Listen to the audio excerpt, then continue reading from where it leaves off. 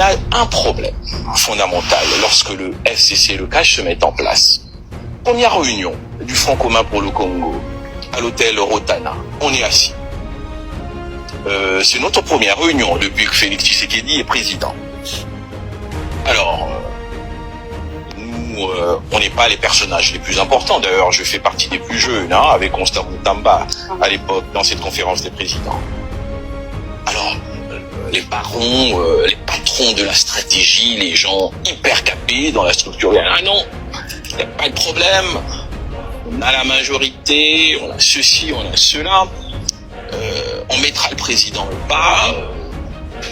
Que vous devez faire un peu d'anthropologie politique et savoir que ce que vous dites n'arrivera pas. Vous n'allez jamais dompter cet homme ni vassaliser sa présidence.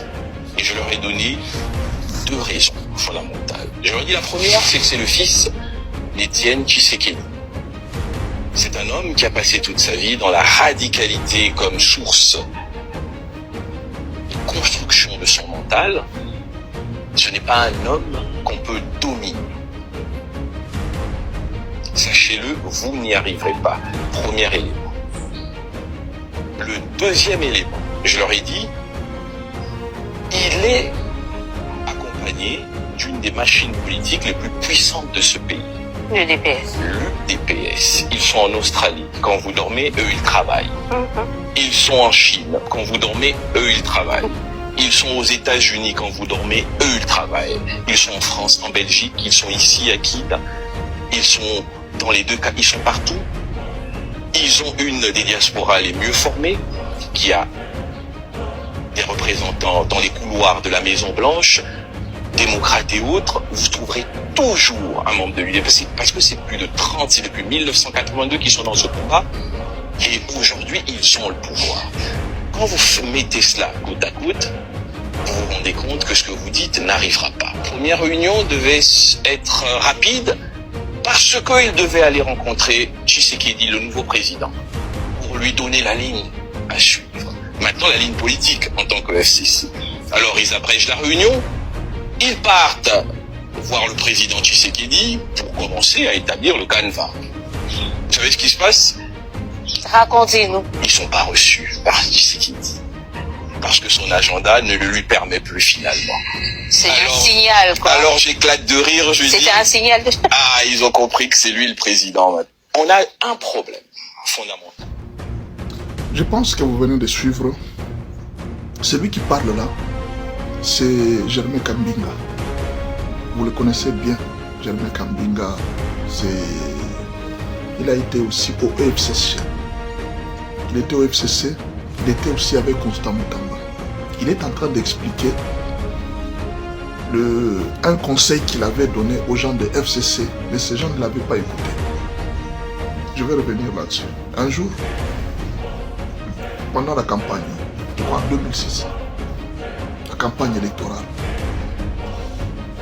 le président Kabila avait donné beaucoup d'argent aux gens du PPRD et des partis alliés, ce qu'on appelait dans un premier temps l'AMP, Alliance de la majorité présidentielle. Et puis ça, on avait changé pour appeler ça MP. On a appelé ça majorité présidentielle. Il avait donné beaucoup d'argent pour sensibiliser la population pour qu'ils viennent au stade. Et de l'autre côté, on va voir Étienne Tshisekedi, qui va aussi au stade. Plein de gens aussi. Alors Kabila a tenu une réunion. Il a invité tous ses lieutenants. Il leur a posé la question. Il leur a dit ceci.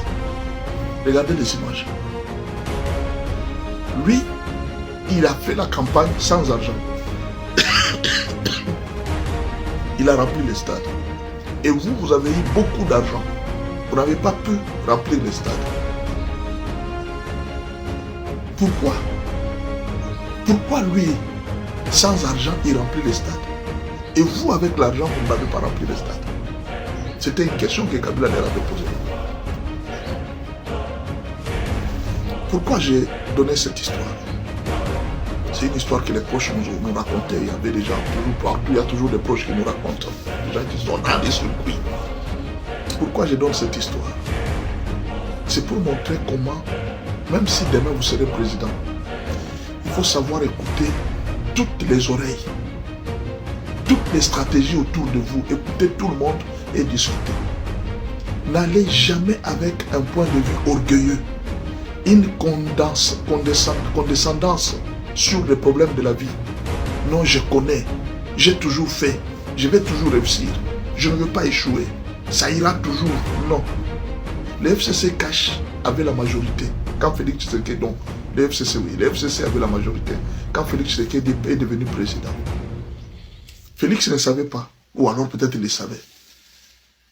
Ces gens tenaient des réunions pour les faire tomber. Quelles sont les stratégies que nous allons faire pour que Félix soit dans notre poche? C'est ce que Germain Kambinga vient de nous expliquer tout de suite là. Oui, Germain Kambinga était là. Moutamba était là. Parce que c'était eux les deux les plus jeunes. Vous comprenez? Ils étaient les plus jeunes. Donc, même Moutamba, que nous félicitons aujourd'hui, a déjà participé aux réunions où on faisait pour faire tomber Félix Tshisekedi. Il savait. Et peut-être que c'est lui qui était venu lui dire certaines informations.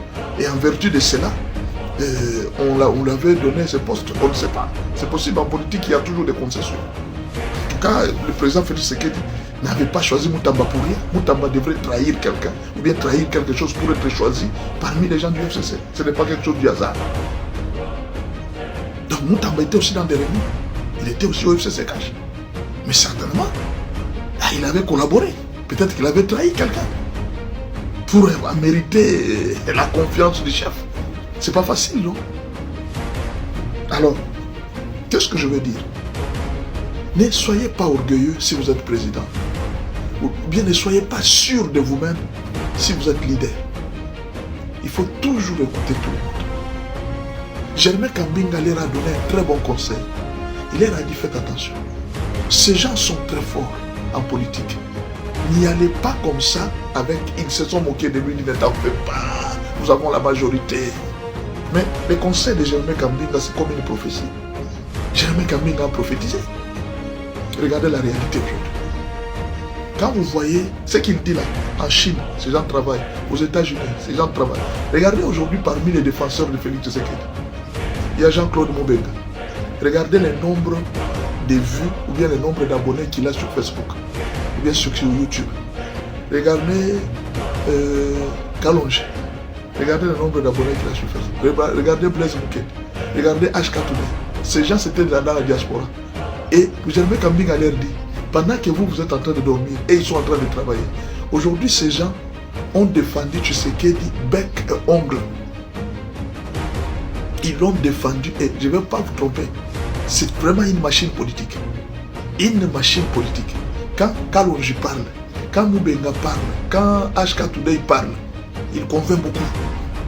Ce sont des gens qui ont une parole telle. Vous sentez que ces gens maîtrisent des choses. Aujourd'hui, ils sont plus écoutés peut-être. Aujourd'hui, je ne peux pas vous tromper. À un moment, si vous suivez bien, Kalonji est plus suivi que la RTNC. Parfois, HK Today est plus suivi que la RTNC. Parfois, même Chancellor Chala ici, il est plus suivi que la RTNC. Mais il y a un problème. Ces gens font ça sans être payés. Beaucoup de gens pensent que tous ceux qui défendent Félix Tshisekedi sont payés comme chez eux, là, de l'autre côté, on paye. Non, non. Félix ne paye pas. Il ne donne pas l'argent. À l'UDPS, on ne paye pas les gens. Les gens défendent avec leur cœur, avec leur force, avec leurs sentiments.